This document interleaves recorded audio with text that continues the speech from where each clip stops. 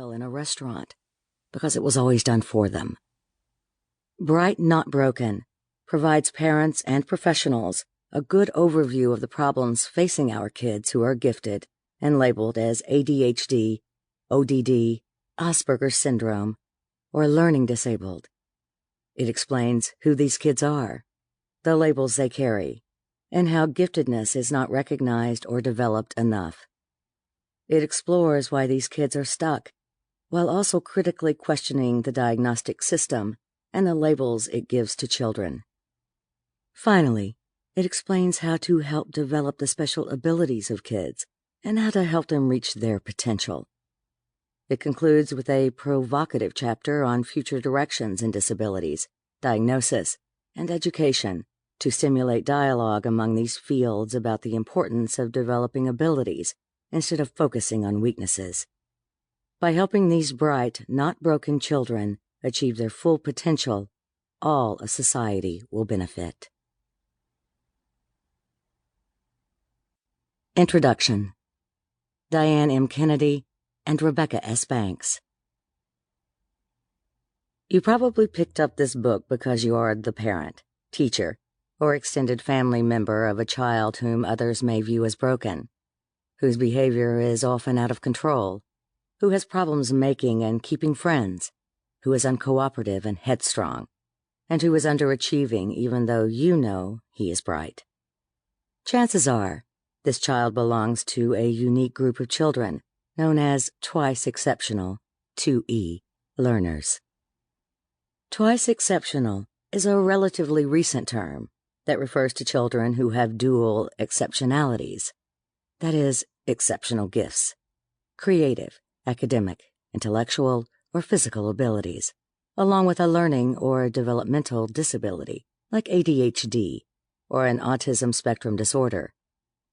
This perplexing mix of strengths and weaknesses often causes 2E children to fall through the cracks, academically and socially.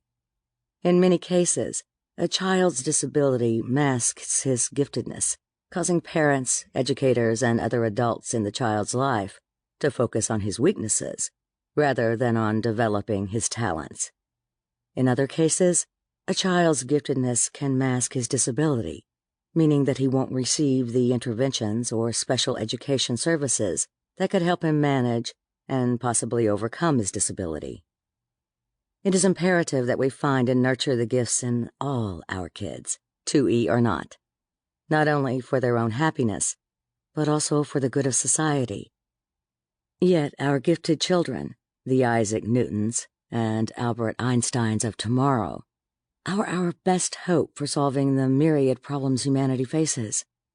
It is therefore crucial that parents and teachers of 2E kids be able to identify and support these children's giftedness in the face of the obvious difficulties of living with disabilities. This approach follows what is known as the whole child model, and it addresses both the exceptionalities, the gift, and the disability. We'll be covering the whole child model in detail in Part 3, How to Help Them. By focusing on the whole child, rather than on one exceptionality, parents and educators can strengthen and develop a child's innate giftedness, while also intervening to support the deficits. With the whole child approach, adults can help 2E children recognize and develop their own talents and realize their unique potential.